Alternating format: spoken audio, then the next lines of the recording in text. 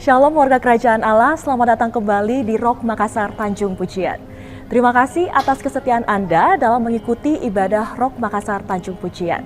Kami percaya bahwa ibadah yang Anda ikuti dapat mengubah hidup Anda dan menjadi berkat bagi banyak orang. Dan jangan berhenti sampai di sini. Jika Anda diberkati dengan pelayanan kami, bagikan kembali setiap konten dari Rock NTP ke saudara sekalian. Dengan demikian, selamat menikmati hadirat dan mujizat Tuhan. Tuhan Yesus memberkati. Even when we don't agree, here I am, Lord, send me.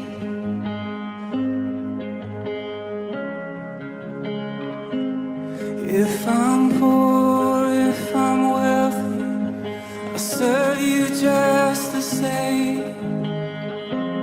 Here I am, Lord, send me. On the mountain or the valley, I will choose to praise. Here I am, Lord, send me. If I'm known by how I love, let my life reflect how much I love you. I love you. And before you even ask, oh, my answer will be yes, 'cause I love you. I love you.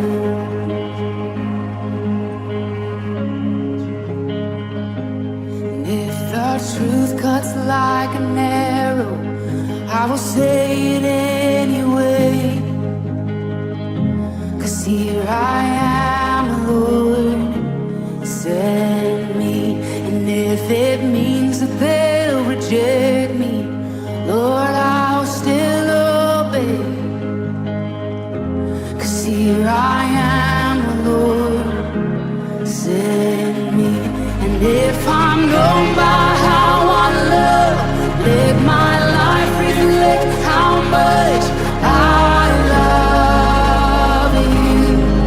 I love you. And before you even ask, oh, my answer will be yes, 'cause I love you. Oh, I love you.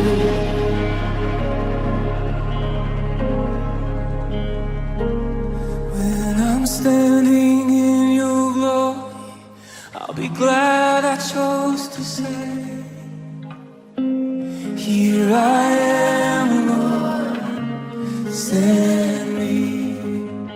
Well done, good and faithful, I live to hear you say, here I am, Lord, send me.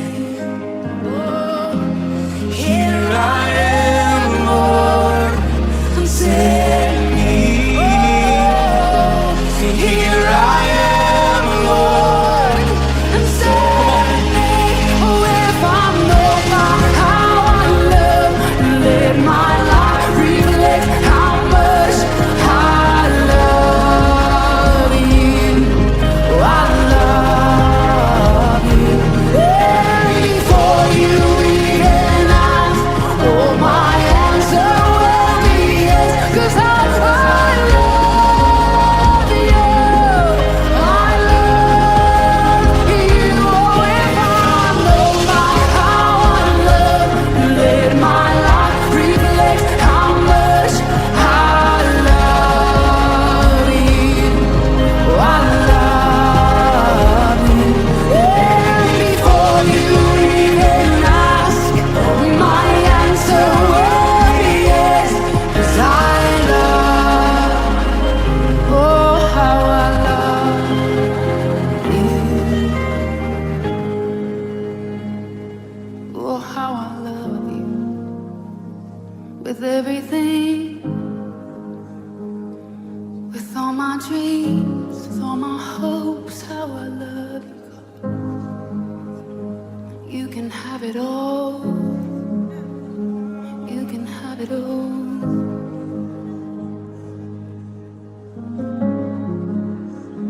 You can have it all.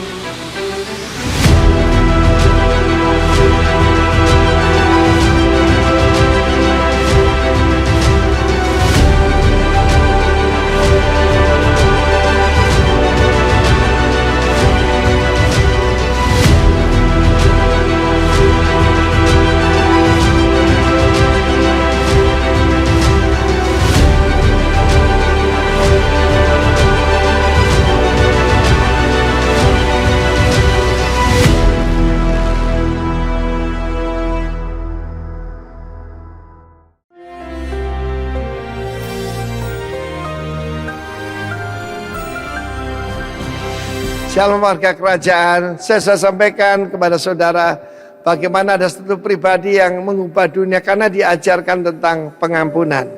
The power of forgiveness. Tapi the power of forgiveness itu juga lawannya adalah the power of unforgiveness. Kalau kita tidak mengampuni, kita pun tidak akan diampuni. Dan Watchman Nee, hamba Tuhan luar biasa dari Tiongkok, berkata unforgiveness is the largest open door for the devil. Di dalam perumpamaan tentang seorang raja yang murah hati, yang memberikan perhitungan, minta perhitungan, pertanggungan jawab daripada kita sebagai hambanya. Raja ini adalah Yesus Kristus. Dan pada itu dihadapkan seorang hamba yang punya utang 10.000 talenta. Dan dia tidak bisa membayarnya. Tapi dia berkata, sabar dulu, aku akan bayar semua. Tapi tanpa sebab raja itu digerakkan oleh belas kasihan. Karena itu raja yang penuh belas kasihan ini cuma Yesus ya. Dia membebaskannya dari segala hutangnya. Tetapi kita tahu bagaimana sekarang ini yang namanya dosa itu diberikan diskon. Jadi misalnya ya, perzinahan dibilang ya perselingkuhan, bahkan dibilang marital problem. Itu perzinahan saudaraku. Sekarang itu 10.000 talenta diturunkan mungkin jadi 1.000 talenta. Ya. Tetapi yang jelas itu satu angka yang sangat besar. Saya memberikan angka misalnya kalau 1 talenta 34 kilo, kalau itu emas berarti 34 miliar dan 10.000 talenta 340 triliun. Pokoknya satu angka tidak bisa kita bayar. Tapi saat ini dunia berusaha yaitu merubah dengan kata-kata yang bagus jadi affair. Bayangkan kalau pelacur dirubah wanita P, lalu kemudian diturunkan lagi sekarang ini jadi pramunikmat. Jadi cuma jualan. Dia profesional tapi jualan kenikmatan. Saudara jangan percaya itu, upah dosa adalah maut. Upah dosa adalah maut. The wages of sin is death. Tetapi apa yang terjadi? Orang itu begitu diampuni, tidak berubah. Jadi kebaikan Tuhan, kok tidak bisa merubah orang ini ya? Dia keluar, dia mencekik temannya yang cuma utang 100 dinar. 100 dinar ada satu angka yang bisa dibayar oleh siapapun dari kita. Saya ini sadar, saya punya hutang yang tidak bisa dibayar kepada sang raja. Dosa atas dosa-dosa saya. Karena itu saya menghambakan diri pada dia. Tapi hamba ini yang baru diampuni, dia mencekik kawannya.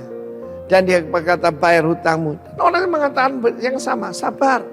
Hutangmu akan kubayar. Malah diserahkan kepada yang berwajib dan dimasukkan dalam penjara. Melihat itu kawan-kawan yang lain sedih. Jangan mendukakan Roh Kudus, jangan mendukakan kawan-kawan kita. Ya toh? Dan raja itu berkata, hei hamba yang jahat, seluruh hutangmu 100% telah kuhapuskan karena Engkau memohon kepadaku.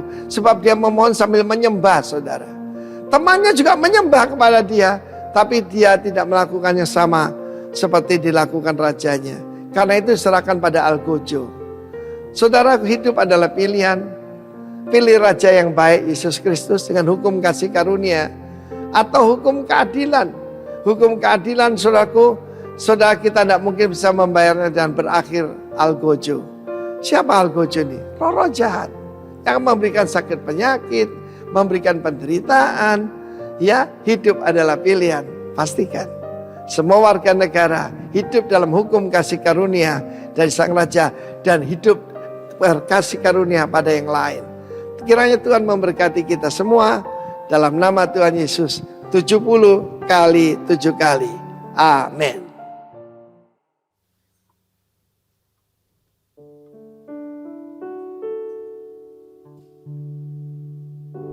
Haleluya. Pertolongan kita adalah dalam nama Tuhan Yesus Kristus. Amsal berkata, jikalau engkau mencarinya seperti mencari perak dan mengejarnya seperti mengejar harta terperdalam, maka engkau akan memperoleh pengertian tentang takut akan Tuhan dan mendapat pengenalan akan Allah. Ya Tuhan, biarlah namamu saja yang ditinggikan di dalam ibadah ini. Habiskan ibadah kami di dalam nama Tuhan Yesus. Amin.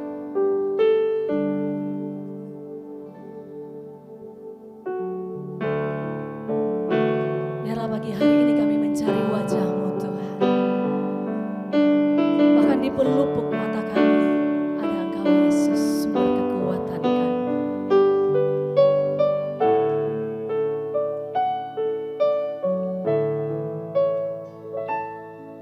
Ku cari wajah-Mu, temukan kasih-Mu. Kau bukan Tuhan yang jauh dariku. Ku panggil namamu, ku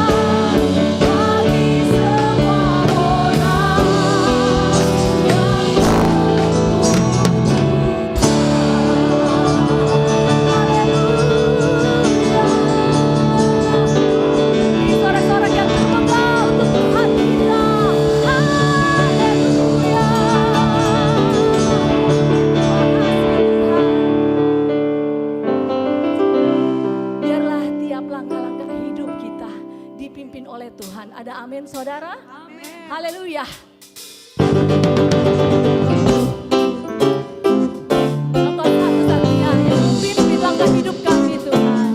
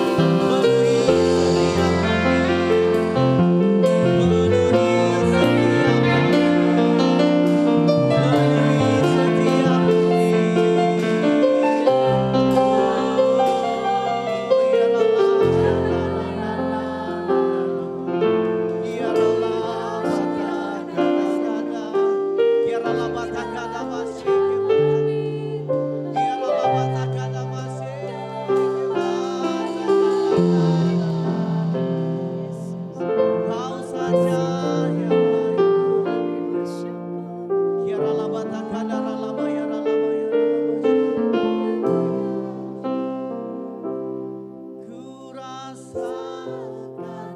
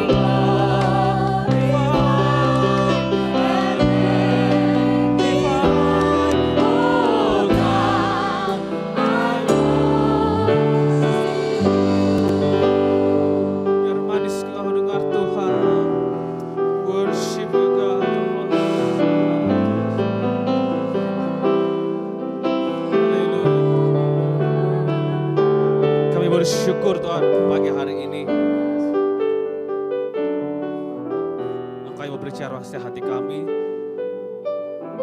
Engkau yang membalut luka setiap hati kami, berikan kelegaan pada setiap hati kami. Kami minta Roh Kudus berkarya secara luar biasa di tempat ini secara dahsyat di dalam nama Yesus Tuhan. Tanah hati kami buka untuk mendengarkan firman-Mu. Firman itu bertumbuh dalam hati kami menjadi berbuah berlipat-lipat kali karena kami mempraktikkan firman-Mu Tuhan. Kau sembuhkan yang sakit, Tuhan berikan kelegaan yang sedang kesusahan. Saat ini aku berdoa Tuhan dari tempat yang maha tinggi, mengalir kuasa dari tempat yang maha tinggi, berlimpah-limpah setiap hati kami. Kami bersyukur Tuhan, Engkau yang berbicara, Roh Kudus yang ambil alih setiap kami. Di dalam nama Yesus yang siap mendengarkan firman Tuhan sama katakan amin. Silakan duduk Bapak Ibu Saudara sekalian. Shalom Bapak Ibu Saudara sekalian. Saya percaya hari ini saudara akan diberkati Tuhan secara luar biasa. Berapa banyak saudara yang merasakan hadirat Tuhan secara luar biasa? Boleh menaikkan tangan puji Tuhan. Hari ini bersyukur saya bisa Tuhan izinkan untuk saya bisa menyampaikan firman Tuhan sekali lagi. Untuk sama-sama kita bertumbuh, berbuah untuk kemuliaan bagi nama Tuhan. Nah, hari ini saya akan khotbah tentang yang namanya permukaan. Sama-sama katakan permukaan. Permukaan itu berbicara tentang, kalau kita lihat di Kamus Besar Bahasa Indonesia, saya sampaikan bahwa permukaan itu adalah hancur, luluh lantah, hancur berkeping-keping. Nah, berapa daripada kita sadar bahwa kita dalam kehidupan sering mengalami yang namanya Tuhan hancurkan hidup kita lagi, Tuhan proses hidup kita lagi, Tuhan bentuk kita dari awal lagi, Tuhan proses hidup kita lagi kembali untuk kita semakin hari semakin sempurna dengan apa yang Tuhan mau dalam kehidupan kita. Permukaan adalah sebuah proses dalam kehidupan kita untuk kita semakin hari disempurnakan oleh Tuhan untuk kita menjadi serupa dengan apa yang Tuhan inginkan dalam kehidupan kita. Setiap orang tentu prosesnya itu berbeda-beda. Ketika kita dengar kata permukaan, jangan sampai kita berpikir bahwa permukaan itu ibarat kalau ayam, kita makan ayam geprek itu ayam digeprek, dipenyet, ditumbuk, digepeng gitu ya, hancur, jadi rata dengan meja gitu ya, itu rasanya enak. Nah sama, kalau Tuhan mau menemukan kita mau dipakai Tuhan untuk menjadi saluran berkat bagi orang lain, sehingga kita menjadi enak bagi orang lain, harum bagi orang lain yang susah kita tolong, orang yang mengalami beban berat kita doakan, mengalami pemulihan pada Tuhan. Permukaan ini jangan menjadi suatu, jangan bicara deh kalau bicara permukaan, saya diinjak, saya ditindas, jangan deh, saya mau bicara berkat-berkat aja deh, berkat-berkat aja. Hari ini kita belajar permukaan, kita bukan hanya berbicara tentang Tuhan itu memberkati, tapi kita belajar bahwa Tuhan adalah Tuhan yang mau meremukkan setiap kita. Yang setuju katakan amin. Aminnya kurang. Yang mau diremukkan Tuhan katakan amin. Wah luar biasa. Lukas 9 ayat 23 dan 24. Di situ katakan bahwa Lukas 9 ayat yang ke-23, saya akan bacakan. Katanya kepada mereka semua, setiap orang yang mau mengikut aku, mengikut Tuhan, ia harus menyangkal dirinya, memikul salibnya setiap hari, dan mengikut aku. 24, karena barang siapa mau menyelamatkan nyawanya, ia akan kehilangan nyawanya. Tapi barang siapa kehilangan nyawanya karena aku, ia akan menyelamatkannya. Ayat 23 luar biasa.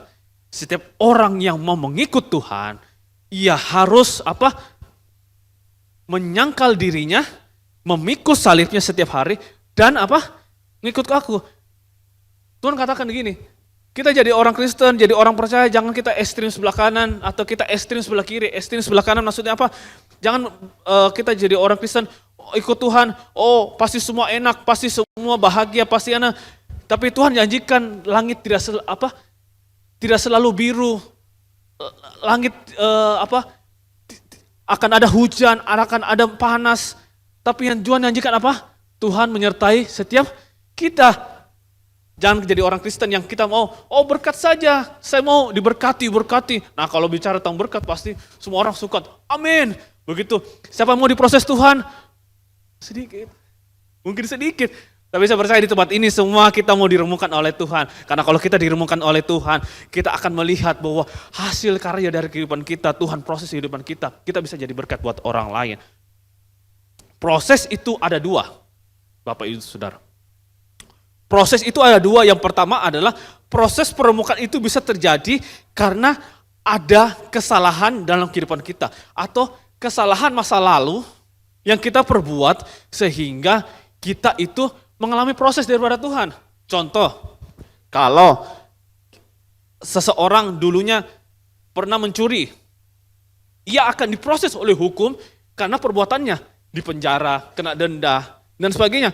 Nah, proses daripada Tuhan adalah memproses mendewasakan dia di dalam penjara.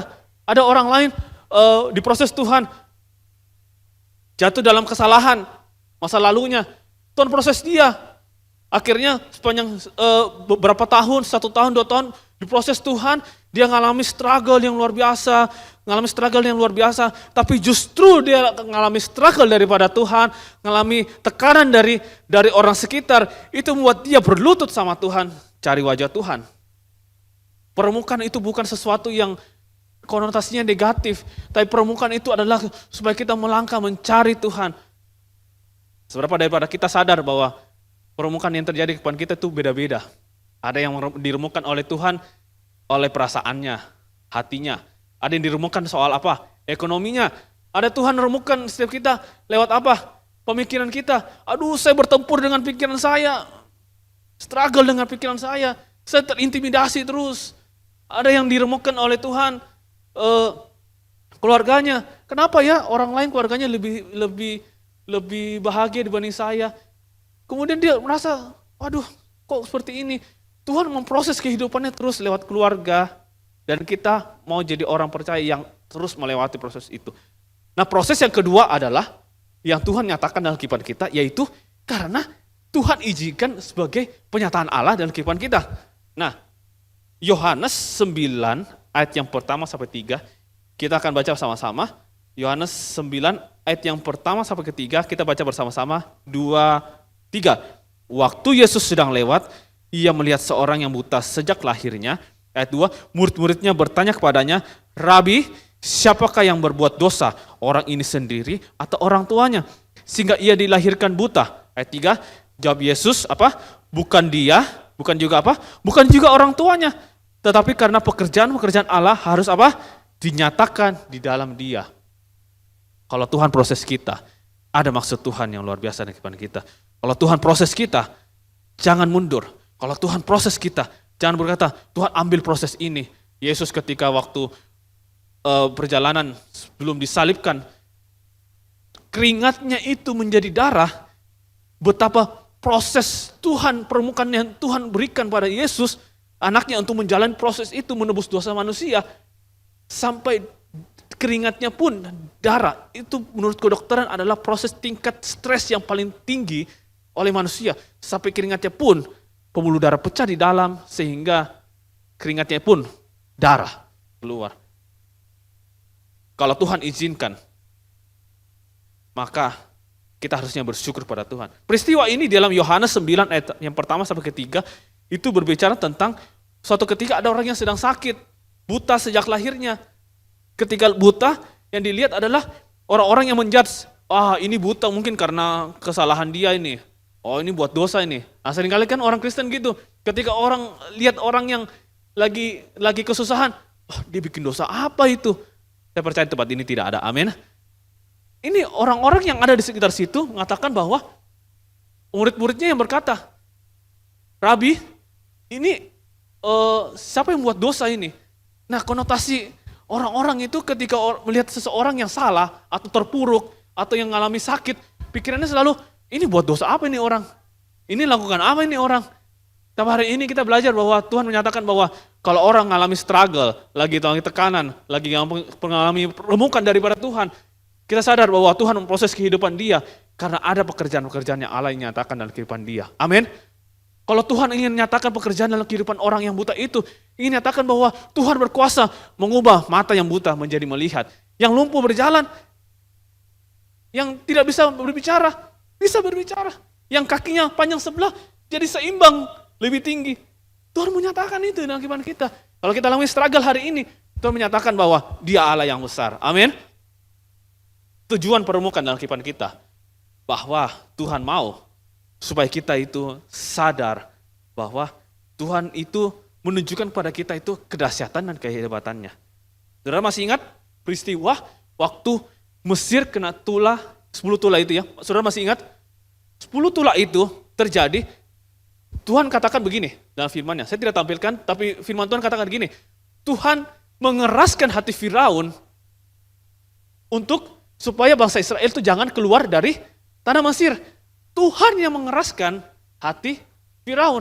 Bukan kayak seperti, oh memang seperti itu kebetulan ya, dia hatinya keras, memang ini memang kepala batu ini Firaun. Mungkin gitu orang pikir. Tapi Tuhan sendiri yang mengizinkan, Tuhan yang sendiri yang mengeraskan hati Firaun sehingga bangsa Israel tidak bisa keluar dari tanah Mesir.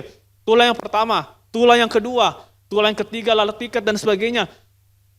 Sampai yang terakhir, Firaun mengizinkan Israel keluar, tapi ketika tulah itu berhenti, Firaun berubah hati lagi. Ngapain saya kasih keluar bangsa Israel untuk pergi ke padang gurun? Ngapain? Gitu. Sampai tulah ke-10 pun Firaun mengatakan bahwa pergilah, bawa semua anak-anakmu, semua, karena semua sulung di Israel di Mesir mati. Firaun izinkan. Tapi yang terjadi adalah setelah bangsa Israel jalan pergi jauh dekat Laut Teberau, yang terjadi apa? Saudara masih ingat? Dikejar lagi. Seberapa daripada kita sadar kita sedang dikejar ini dan itu, sedang dikejar ini dan itu, sedang dikejar. Siapa yang percaya bahwa yang sedang dikejar utang, Tuhan akan lunaskan utangnya. Amin. Semua tidak ada yang utang di sini, luar biasa. Diberkati oleh Tuhan. Nah, saya percaya kalau kita sedang dikejar oleh tentara Mesir, Tuhan mau mengatakan pada kita, Ia Allah yang setia, Dia tidak akan meninggalkan kita. Sedetik pun selai di rambut kita tidak akan jatuh tanpa seizin Tuhan. Saya encourage saudara bahwa jangan pernah tinggalkan Tuhan, jangan pernah berhenti untuk berdoa, jangan pernah berhenti untuk mencari wajah Tuhan. 2 Samuel 5 ayat yang ke-22 katakan ini satu peristiwa di mana pada saat itu Daud diurapi menjadi raja umur 30 tahun. Daud diurapi Tuhan berkali-kali ketika Daud pengembalaan, waktu Samuel datang ketika Saul Tuhan tidak pakai lagi, Daud dari pengembalaan dengan keadaan mungkin bau dari saudara-saudaranya, Samuel memilih saudara-saudaranya Eliab yang gagah perkasa, yang bahunya tinggi, tapi Tuhan bilang enggak, bukan ini, Daud. Daud diurapi di situ, kemudian Daud diurapi lagi, dan Daud diurapi umur 30 tahun menjadi raja, dan setelah Daud diurapi, bangsa Filistin, dikisahkan situ, bangsa Filistin itu mendengar bahwa ternyata Daud itu diurapi menjadi raja. Nah, waktu bangsa Filistin dengar Daud itu diurapi jadi raja, yang terjadi adalah gini, wah bahaya ini, Daud diurapi jadi raja. Oh gitu, kita perang deh, kita lawan ini. Bangsa Israel, kita lawan ini Daud. Wah berani nih Filistin.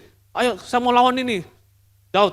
Nah, ketika bangsa Filistin menyerang Israel, menyerang Daud, yang terjadi adalah Daud,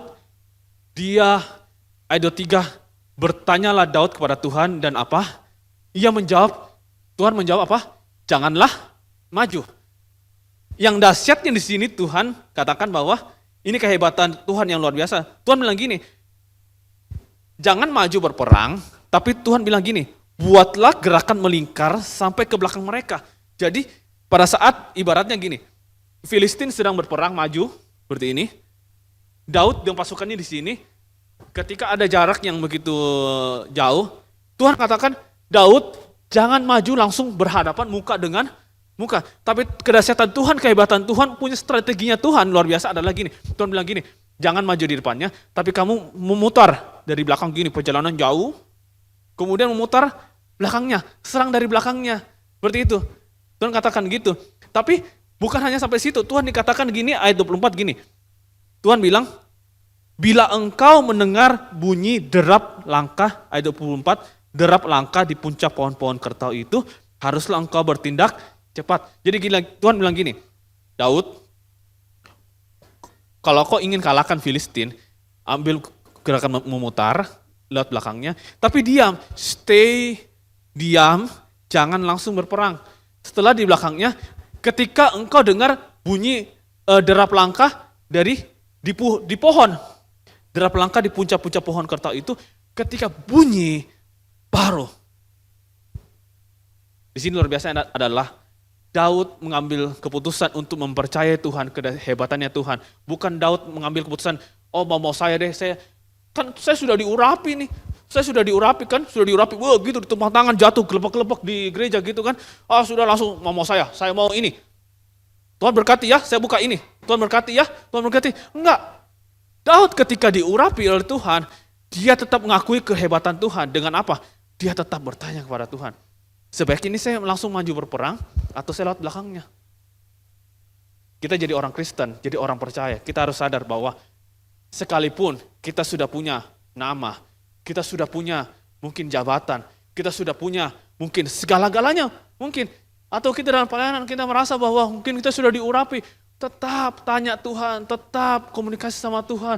Tuhan maunya apa, bagaimana, apa yang saya harus lakukan ketika terima berkat daripada Tuhan. Contoh, saudara, mungkin dari kita mungkin terima, tiba-tiba terima berkat dari orang lain. Wah, terima kasih, tebal mungkin gitu ya. Terima berkat. Kemudian, sudahlah, saya kantongi deh, saya simpan. Seperti itu. Setelah disimpan aja, terus dipakai. Saya mau beli ini, saya mau beli ini, saya mau beli ini. Saya mau beli apa deh, baju baru deh, saya mau beli ini.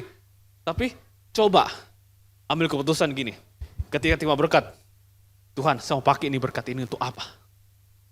Siapa tahu ada orang lain yang membutuhkan.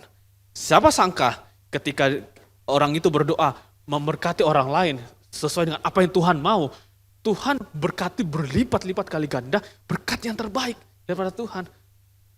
Seperti itu, kehebatan Tuhan itu tidak bisa diukur oleh logika kita. Jangan jadi orang Kristen, jadi orang percaya kita semena-mena langsung, buka aja deh usaha ini. Kan Tuhan katanya menyertai, buka aja ini. Belum tentu Tuhan berkenan. Standar kita sebagai orang percaya adalah, Tuhan berkenanlah kita buka ini. Tuhan berkenan kalau kita maju di sini. Tuhan berkenan kalau kita ambil ini. Kalau Tuhan berkenan, saya percaya pasti Tuhan bukakan pintu-pintu berkat yang luar biasa. Tuhan bukakan apa yang kita butuhkan. Kita ingat peristiwa kapal Titanic. Saudara masih ingat? Thomas Andrew dengan gagahnya, sekalipun Tuhan tidak dapat menenggelamkan kapal ini. Sekalipun Tuhan tidak dapat menenggelamkan kapal ini. Itu Thomas Andrew katakan seperti itu. Kurang lebih, bayangkan. Orang yang meremehkan kehebatan daripada Tuhan, hasilnya naas seperti ini. Tenggelam. Kalau nggak salah hanya satu orang yang selamat. Jadi kesaksian, satu orang atau 2 orang. Hanya 1-2 orang yang selamat. Bayangkan, begitu banyak orang, ribuan orang di dalam itu tenggelam. Tenggelam dengan segala harta yang mereka punya.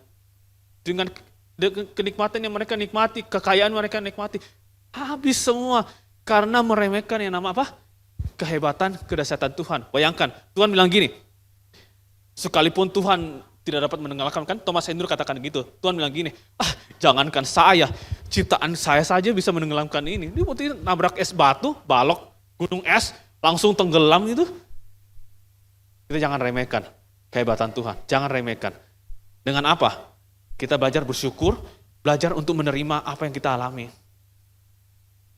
Belajar untuk sadar bahwa Tuhan itu menyertai kita.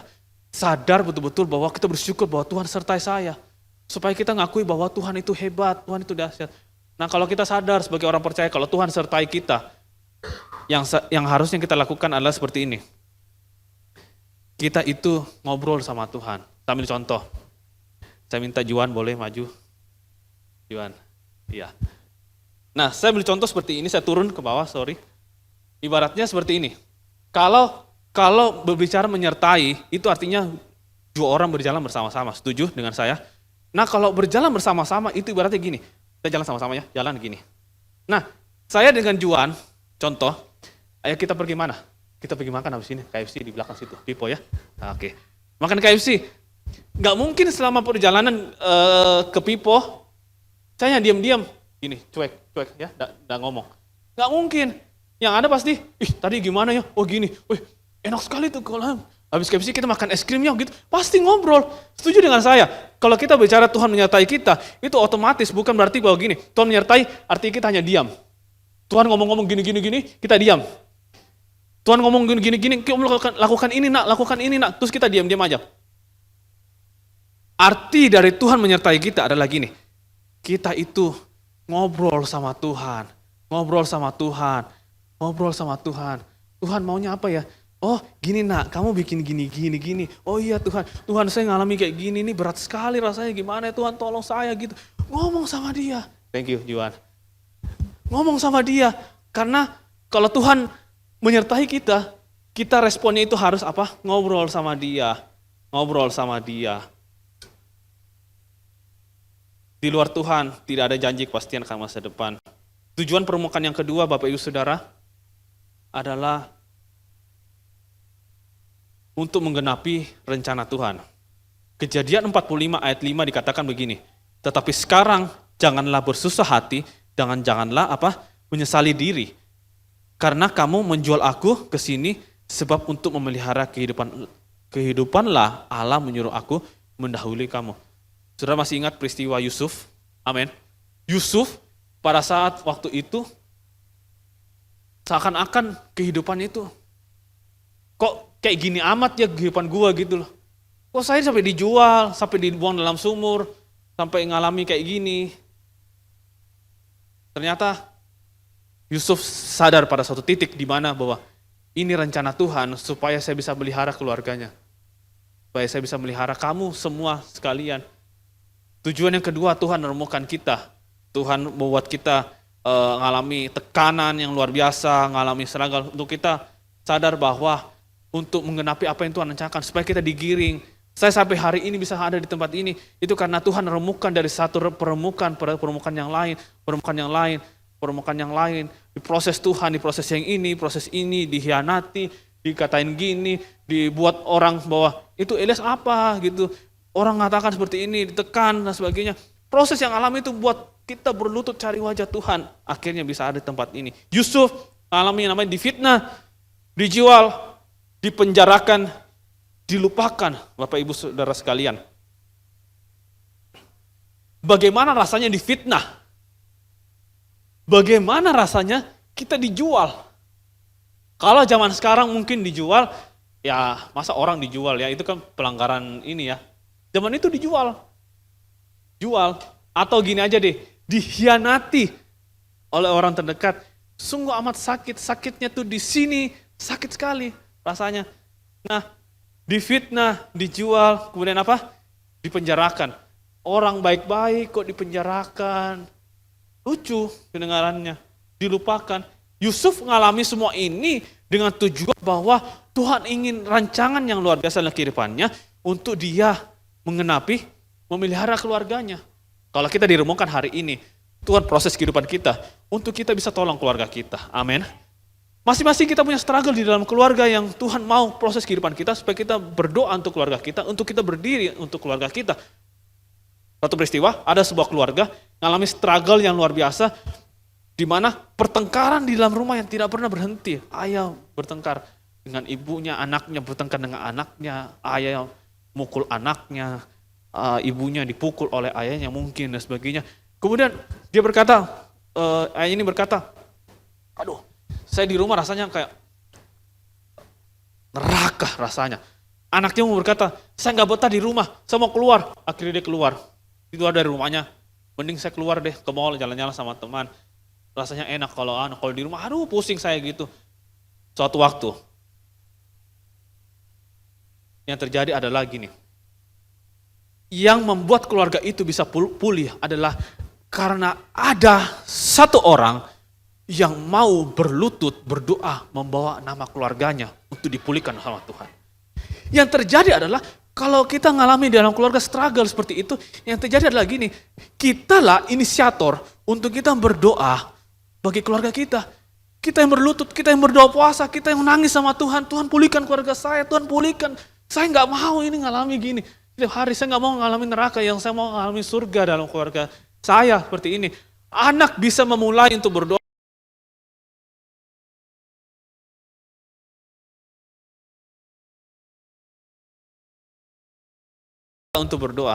untuk keluarga kita. Karena surga dalam keluarga itu bisa terjadi dalam kehidupan kita. Tujuan permukaan yang ketiga adalah, Bapak Ibu Saudara, untuk membentuk hidup kita. Pembentukan Tuhan itu selalu ada dalam kehidupan kita. Yusuf dibentuk oleh Tuhan. Kemudian saya ingat pada suatu peristiwa, Regina Ivanova. Saudara masih ingat Regina, pemenang Indonesian Idol tahun 2012. Ya, Regina ini lahir, langsung slide yang Regina. Regina lahir tahun 1985, 4 Desember. Dia itu punya bakat nyanyi dari kecil ya.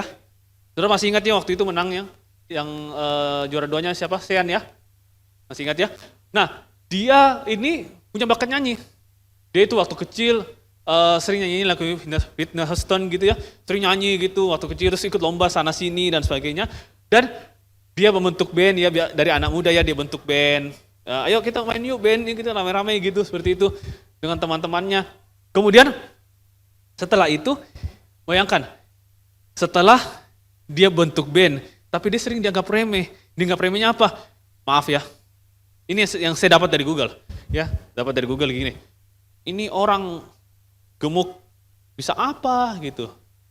Ya gitu kan. Ini orang apa gitu. Dianggap remeh karena badannya, maaf kata, besar gitu. Dianggap remeh oleh orang-orang lain. Kemudian pernah satu kali dia tampil di sebuah acara. Ya kalau kita tahu tampil di sebuah acara, pernikahan kah atau apa. Pasti fee-nya besar kan. Dia hanya dibayar 35.000 setelah nyanyi.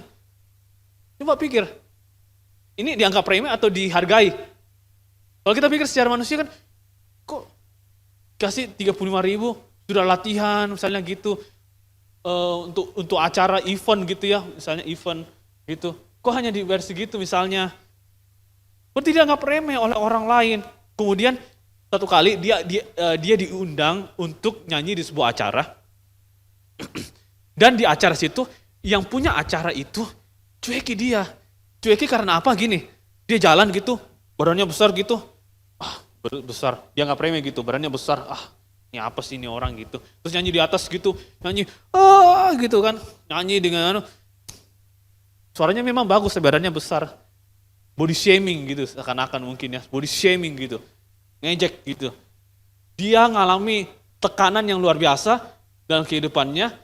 Dia diremehkan orang lain, dia dianggap badannya gemuk dan sebagainya. Dia 6 kali gagal masuk Indonesian Idol. Daftar Indonesian Idol, tolak. Daftar lagi Indonesian Idol, gagal lagi. Daftar lagi sampai 6 kali. Dan yang ke-7 dia berhasil apa? Jadi juara Indonesian Idol. Saudara bayangkan, orang yang gak pernah berhenti untuk terus berjuang di tengah struggle-nya, dia akan melihat cahaya yang besar yang akan ada di depannya. Orang yang gak pernah berhenti berdoa untuk keluarganya, one day dia akan lihat keluarganya betul-betul dipulihkan Tuhan. Orang yang gak pernah berhenti untuk berdoa bagi keluarganya, orang yang gak pernah berhenti bagi doa untuk temannya untuk supaya diselamatkan Tuhan, one day dia akan diselamatkan oleh Tuhan. Amin. Tidak akan pernah berhenti. Jangan pernah menyerah. Orang yang Regina ini 6 kali gagal, yang ke-7, angka 7 orang bilang apa? Angka sempurna, orang katakan angka sempurna ya. Tapi dalam Tuhan semua angka baik ya. Sama semua, angka semua baik. Gitu. Dia tidak pernah berhenti. Thomas Alva Edison, saudara masih ingat? Percobaannya ke berapa? 999 kali katanya ya. Yang ke-1000 baru apa? Terjadi? Bolam lampu. Bukan bolam ini, masih bolam yang itu ya, pakai minyak gitu ya. Dulu ya, gitu. Akhirnya nemu lampu seperti ini. Saudara bayangkan kalau Thomas Alva Edison berhenti, yang terjadi adalah kita mungkin pasti pakai lilin, pasang di situ, lilin gitu. Terus nanti yang mempersiapkan ibadah, tolong ya, itu lilin nyalakan semua ya. Tolong sediakan minyaknya ya, sediakan di belakangnya, taruh gitu nanti gitu. Bayangkan tidak ada lighting seperti ini, nggak ada. Bayangkan penemu telepon siapa? Penemu telepon, akhirnya bisa ada WA dan sebagainya sekarang ya. Penemu telepon siapa? Alexander Graham Bell. Kalau dia nggak berjuang berusaha untuk buat inovasi telepon, kita nggak akan bisa telepon WA, telepon ini dari sini. Gimana? Nggak ada grup WA sekarang, nggak ada WA-WA, nggak ada. Lama prosesnya ke arah situ. Dia nggak pernah berhenti berjuang. Bayangkan, logik nggak? Masuk akal nggak? Gimana bisa orang dari luar kota ngomong sama kita? Kan cuma orang pikir, ini orang bikin ide apaan gitu. Bikin ide apaan, orang ngomong di sini bisa dengar di sini. Kalau dulu kan mungkin pakai ini ya, kayak kaleng-kaleng atau apa gitu ngomong gitu ya, katanya gitu ya. Terus masih ingat yang telepon yang putar-putar gini? Gitu. Inovasi terus makin baik, makin berkembang, terus seperti itu. Nah, orang-orang yang gak pernah berhenti berjuang dalam kehidupannya, berdoa sama Tuhan, cari wajah Tuhan, dia akan lihat cahaya yang besar daripada Tuhan yang memulihkan kehidupan dia. Tidak akan pernah orang yang mencari wajah Tuhan ditinggalkan oleh Tuhan. Sebab itu yang pertama saya ingin sampaikan, tindakan kita sebagai orang percaya yang harus kita lakukan di tengah permukaan yang kita alami adalah yang pertama apa? S yang pertama adalah seek God. Bukan sakit, seek, mencari Tuhan. Saudara masih ingat peristiwa Hana ketika ia berdoa dengan segala permukaan yang ia alami? Suaminya Hana siapa namanya? Mamanya Samuel? Elkana. Kemudian punya 2 istri. Yang pertama Penina kalau tidak salah ya. Kemudian Hana. Hana ini maaf kata dia kitab tulis mandul, nggak bisa punya anak. Yang terjadi adalah, aduh, saya dihina-hina setiap hari. Mana anakmu? Dede pacenya gitu mungkin ya. Setiap hari dikata-katain seperti itu. Bayangkan kalau orang yang ngalami kayak gitu, pasti sakit hati nggak? Sakit sekali. Bayangkan kondisi seperti itu, dikatain seperti itu, pasti nggak enak rasanya. Dia ngalami kepedihan yang luar biasa. Hana ngambil keputusan untuk berdoa mencari wajah Tuhan. Di tengah struggle yang pergumulan yang kita hadapi, proses yang kita hadapi, seharusnya kita sebagai orang percaya itu mengambil keputusan untuk apa? Mencari Tuhan. Saya bersyukur kita semua ada di tempat ini adalah orang-orang yang pemenang. Kenapa? Kita bangun pagi, kita mau mencari Tuhan, kita mau mempersiapkan diri kita mau mandi, gosok gigi, mempersiapkan untuk datang di tempat ini melayani Tuhan dan untuk beribadah. Itu berharga yang luar biasa, mau mencari wajah Tuhan. Maria, ibu Yesus, ketika Roh Kudus menyatakan bahwa rahim yang dalam kandunganmu dari Roh Kudus, maka ada anak di dalam. Nah, secara biologis gak mungkin langsung ada anak, gak mungkin kan? Gak mungkin langsung ada anak. Bayangkan kalau jadi Maria jalan dengan perut yang besar. Dia sudah bayangkan nih ceritanya. Roh Kudus bilang, kandunganmu akan melahirkan daripada Roh Kudus seperti itu. Langsung dia pikir, aduh nanti orang bilang apa, perut saya besar ini, saya belum menikah. Terus, bahaya kan gitu orang. Bayangkan dia sepanjang jalan, dia pikir, aduh nanti lagi jalan perut saya besar gitu. Terus orang bilang, belum ada suaminya tapi besar, sudah hamil. Kan rasanya seperti salib gitu loh. Tapi yang Maria lakukan adalah, jadilah kepada hambamu seperti apa yang engkau kehendaki ya Bapa. Hari ini saya berdoa, itu yang kita lakukan. Jadilah sudut kehendakmu apa yang Tuhan mau dari kita. Katakan sama Tuhan bahwa Tuhan biar kehendakmu yang jadi, bukan saya mau, bukan maunya saya kayak gini. Biar Tuhan apa yang Tuhan mau, itu yang saya lakukan. Yang setuju katakan amin. So, itu ketika Daud jatuh dalam dosa, Nabi Nathan menegur dia di Mazmur 51 ayat 19 dikatakan, Daud katakan begini, korban sembelihan kepada Allah ialah jiwa yang hancur, hati yang patah dan remuk tidak akan kau pandang hina ya Allah. Di ayat lain dikatakan, Malaikat 3 ayat 3 dikatakan bahwa ia akan duduk seperti orang yang memurnikan dan mentahirkan, dan ia mentahirkan perak, dan ia mentahirkan orang Lewi, menyucikan mereka seperti emas dan seperti perak, seperti supaya mereka menjadi orang-orang yang mempersembahkan korban yang benar kepada Tuhan. Kalau Tuhan proses kita, bentuk kita, tujuannya adalah supaya kita itu dimurnikan, diproses, semakin serupa dengan apa yang Tuhan mau, supaya kita bawa korban kepada Tuhan, ibadah kita itu tidak bercacat celah. Karena kalau orang yang tidak diproses sama Tuhan, dia akan menganggap remeh segala hal. Ibadah ya, oke ibadah. Melayani, oh iya melayani Tuhan kan, yang itu kan main-main musik aja kan, nyanyi aja kan, gitu kan. Oh melayani Tuhan, oh yang itu kan, ini cuma kasih orang ini kan, cuma gitu aja kan. Gak akan menghargai pelayanan. Kalau kita diproses Tuhan, itu tujuannya supaya kita menghargai apa yang Tuhan kasih. Pelayanan, saudara kita, keluarga kita, kehidupan kita, sama-sama. Yang kedua adalah yang kita harus lakukan, Bapak Ibu Saudara, self-correction.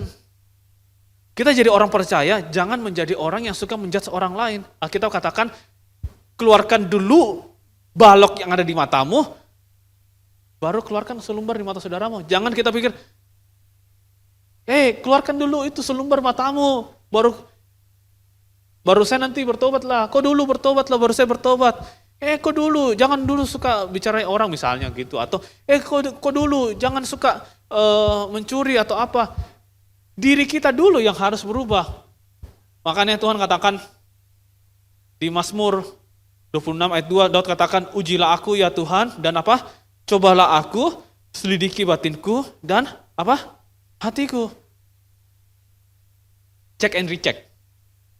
Kita ini masih sombong enggak? Kita ini masih lebih cinta uang dibanding Tuhan enggak? Kita ini masih lebih suka dunia atau dibandingkan suka apa yang Tuhan mau? Cek kembali masih lakukan kita. Contoh kita mengasihi Tuhan sungguh-sungguh itu adalah seperti ini. Apa yang jadi kesukaan kita? Contoh. Apa yang paling berharga dalam kehidupan kita? Contoh. Bagi sebagian besar orang, yang paling berharga adalah harta, uang, apartemen saya, tanah saya, atau hobi saya, atau jam tangan saya, atau HP saya.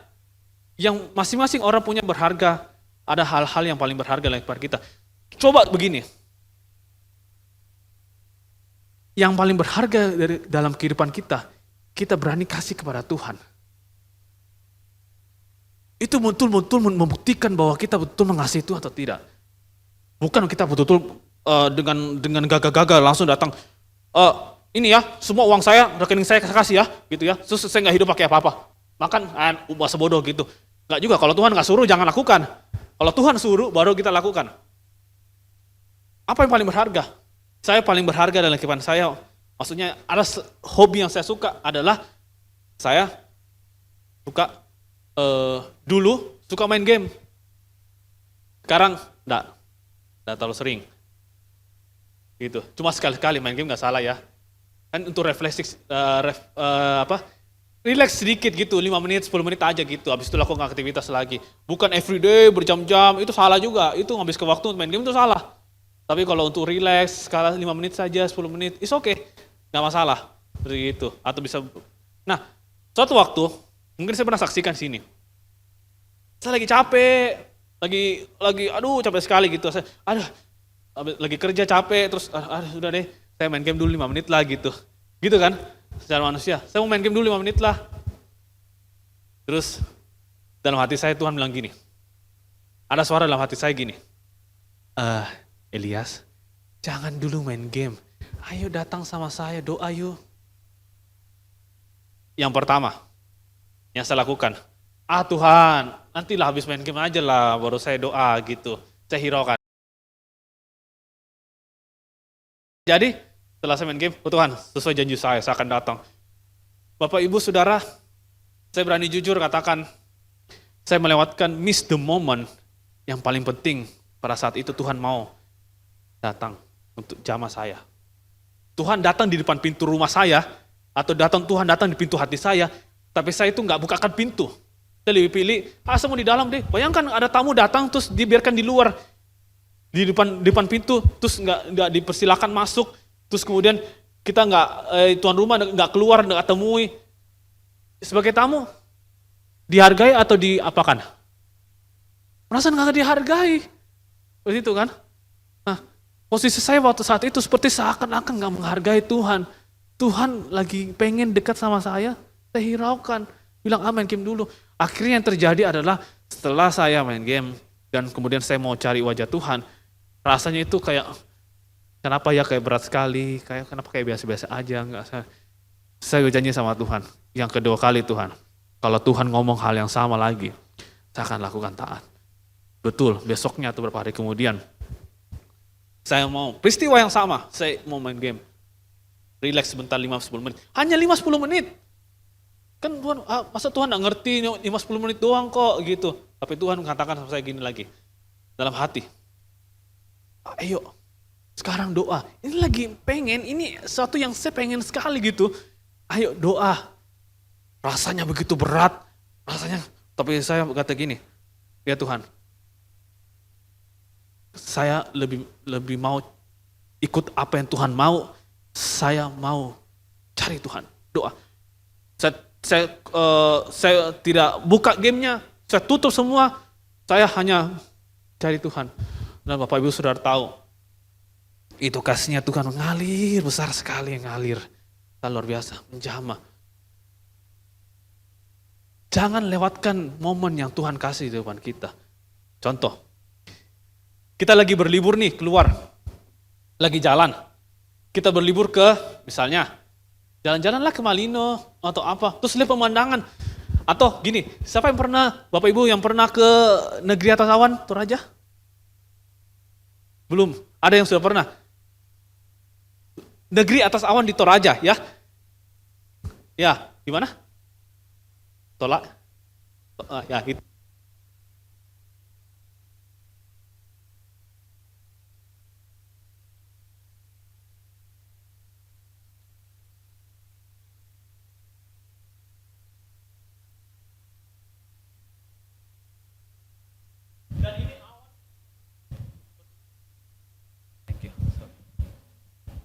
Nah, peristiwanya, kalau kita berada di pada saat itu lagi liburan di negeri atas awan, yang kita lakukan adalah foto kan?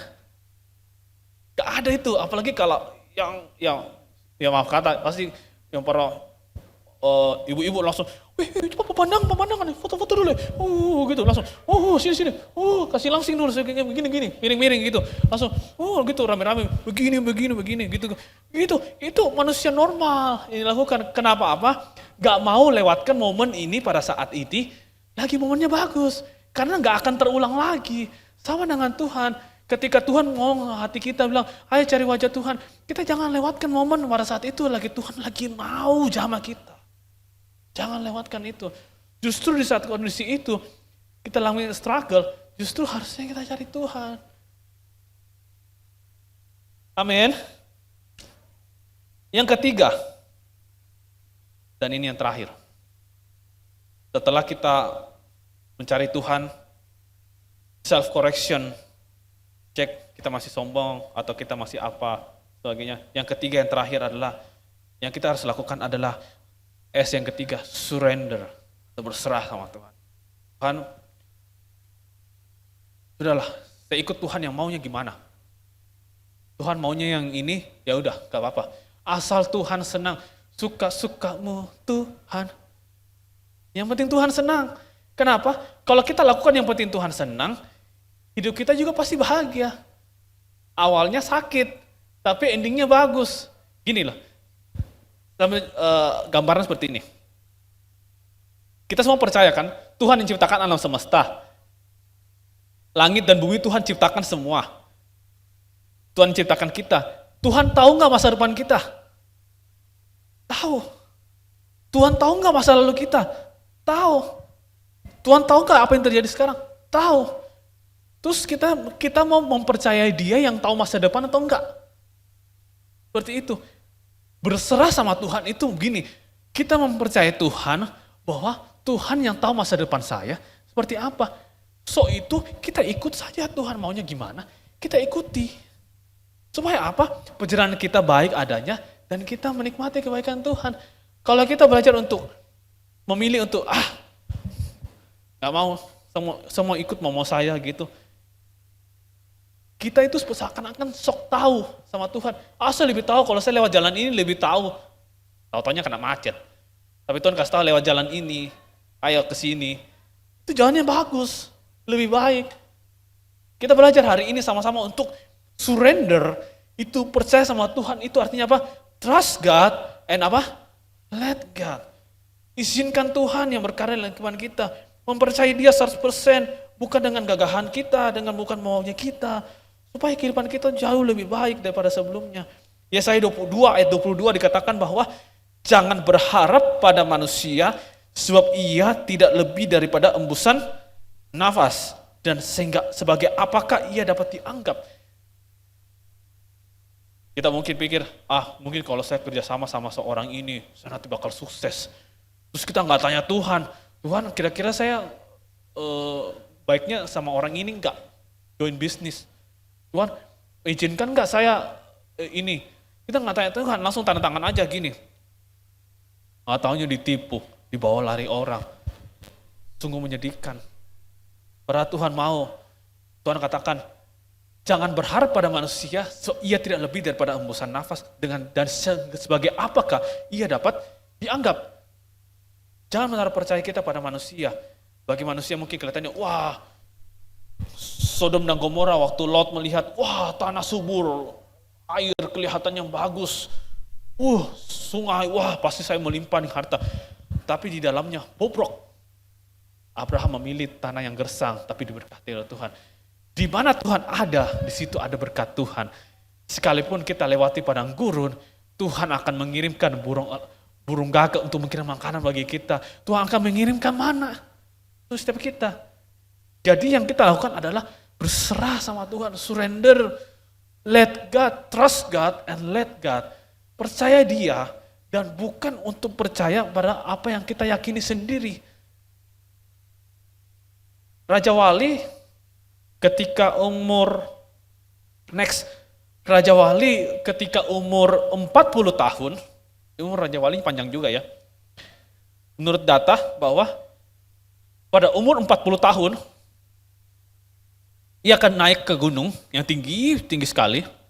Kemudian yang dilakukan adalah dia akan mematokkan paruhnya ke gunung batu. Tujuannya adalah ini karena paruhnya itu begitu panjang bertumbuh terus ya. Jadi panjang sekali sampai dia itu mau makan tuh nggak bisa. Jadi dia harus puasa. Makan nggak bisa, paruhnya begitu panjang sampai bengkok begini. Akhirnya dia harus patahkan paruhnya sendiri supaya bisa tumbuh paruh yang baru. Kemudian dia harus merontokkan bulu-bulunya yang sudah begitu lebat supaya lahir tumbuh bulu yang baru. Karena dia nggak bisa makan, dia nggak bisa terbang dengan lebih baik lagi. Dia kelihatan lebih tua dengan bulu-bulu yang lama. Dia harus mematahkan paruhnya, dia harus mengalami sakit berdarah, dia harus mengalami yang namanya sakit bulunya dirontokkan dan sebagainya. Selama itu dia puasa, gak makan apa-apa. Supaya apa? Lahir paruh yang baru, lahir bulu yang baru.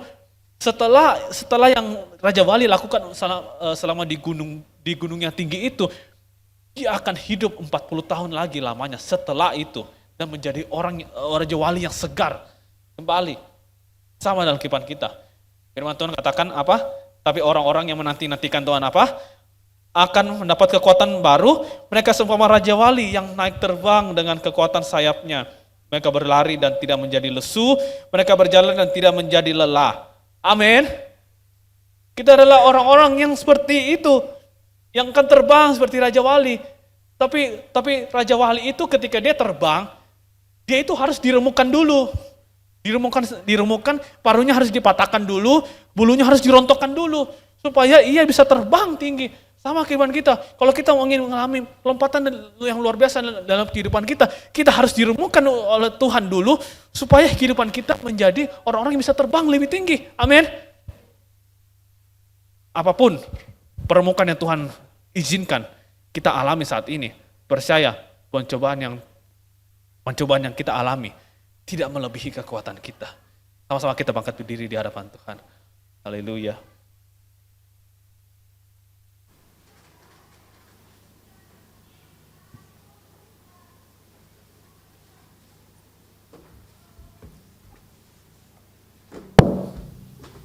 Semua permukaan yang kita alami saat ini tidak akan melebihi kekuatan kita. Izinkan Tuhan menemukan hidup kita kembali lagi.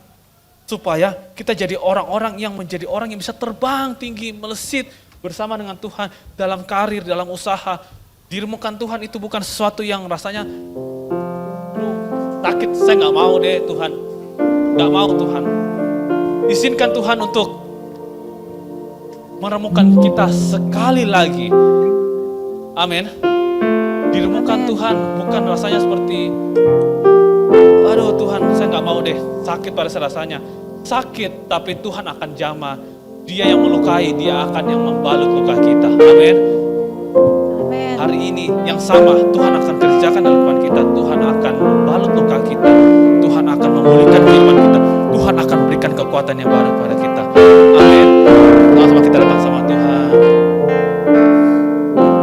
Ku mau sepertimu,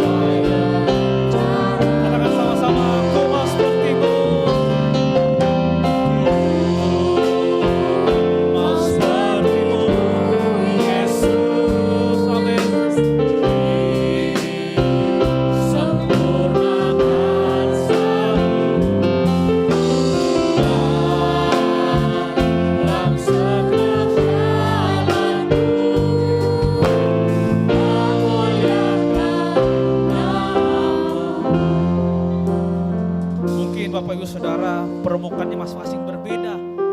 Ada yang alami sakit penyakit, ada yang alami struggle dalam keluarga, ada yang alami sakit hati, ada yang alami peperangan dalam pikiran. Saya ingin berdoa Bapak Ibu Saudara, semuanya itu Tuhan akan pulihkan hari ini. Tiada yang mustahil bagi Tuhan. Tuhan sanggup angkat beban berat yang kehidupan kita, berikan kelegaan yang luar biasa dalam kehidupan kita.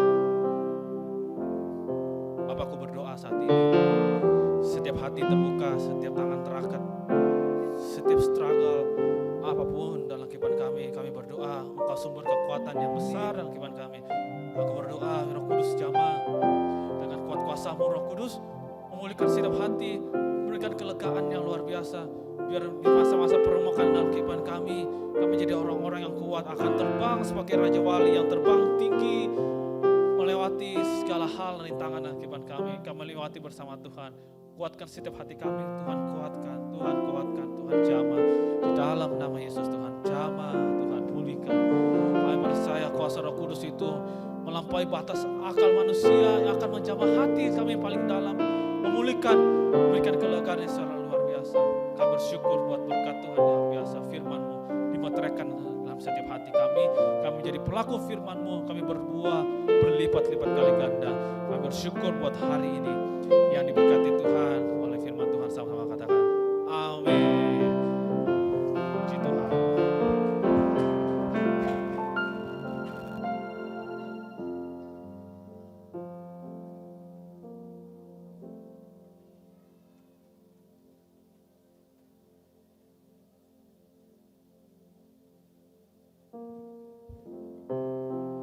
Bapak Ibu diberkati Tuhan pagi hari ini.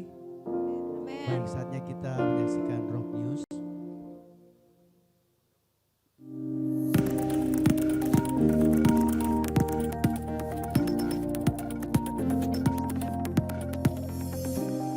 Shalom warga kerajaan Allah, kami mengucapkan selamat datang kepada warga kerajaan Allah yang baru pertama kali mengikuti ibadah pada hari ini.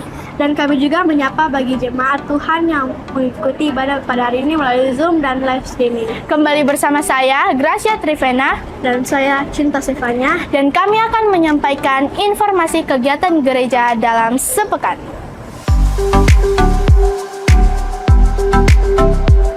Mari bergabung dalam ibadah raya. Ibadah raya pertama pada pukul 9 pagi dan ibadah raya kedua pada pukul 11 siang di Hotel Derindra, lantai 3, ruangan Marwa. Mari bergabung dalam komunitas kerajaan Allah setiap hari Selasa pukul 7 malam. Bagi jemaat yang belum bergabung dalam komunitas kerajaan Allah dapat menghubungi nomor-nomor berikut ini.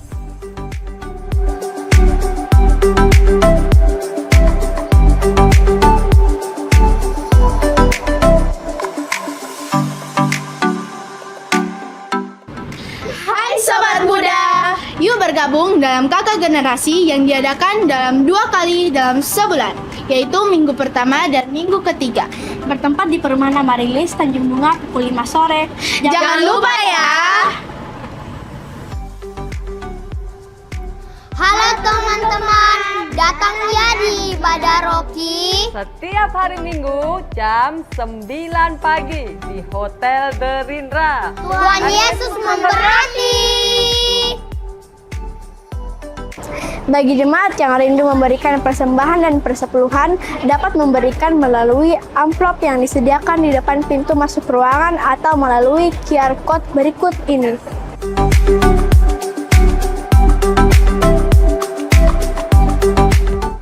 Tema kita bulan ini adalah Love That Changed the World, yang artinya kasih yang mengubahkan dunia.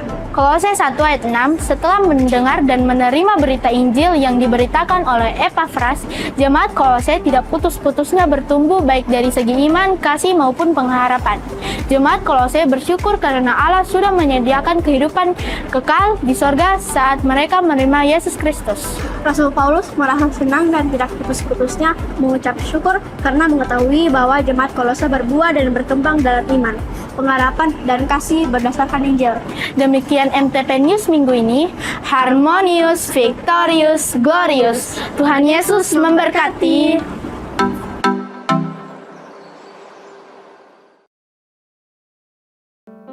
Bahwa mungkin pada ibadah di bulan Oktober nanti kita akan majukan 30 menit lebih cepat. Jadi sekitar jam 8.30 setelah kita mempertimbangkan dan melihat situasi bahwa pada saat pelayan firman menyampaikan firman, ibadah di sebelah lagi ada musik yang mungkin mengganggu kita kurang khusyuk untuk bisa mendengar kebenaran firman. Dan yang kedua mungkin karena ibadah Rocky pada saat mereka juga mau memuji, mau mendengarkan firman, mereka selesai dan itu mengganggu konsentrasi anak-anak kita. Dan yang kedua, kita akan mengadakan family gathering pada hari Kamis 28 September nanti jam 3 siang di Villa Pantai Biru. Dan diharapkan seluruh jemaat boleh ikut berpartisipasi. Sekian.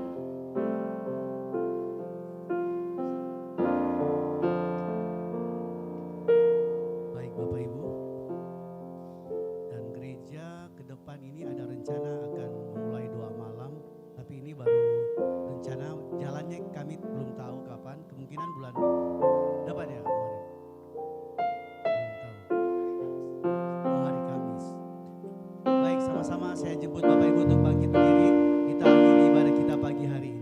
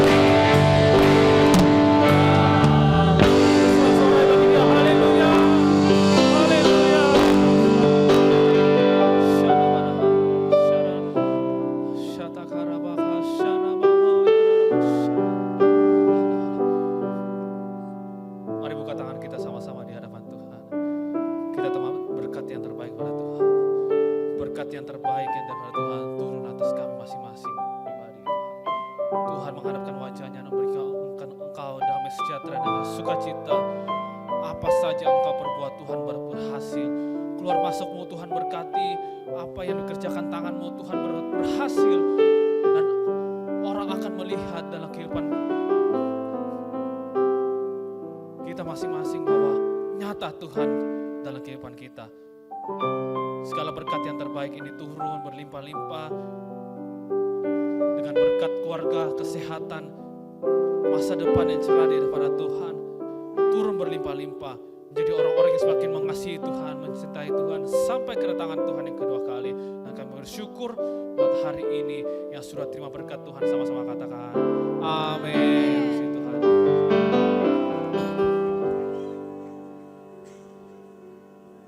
Sampai ketemu minggu depan. Tuhan Yesus memberkati. Bapak Ibu Saudara-saudara.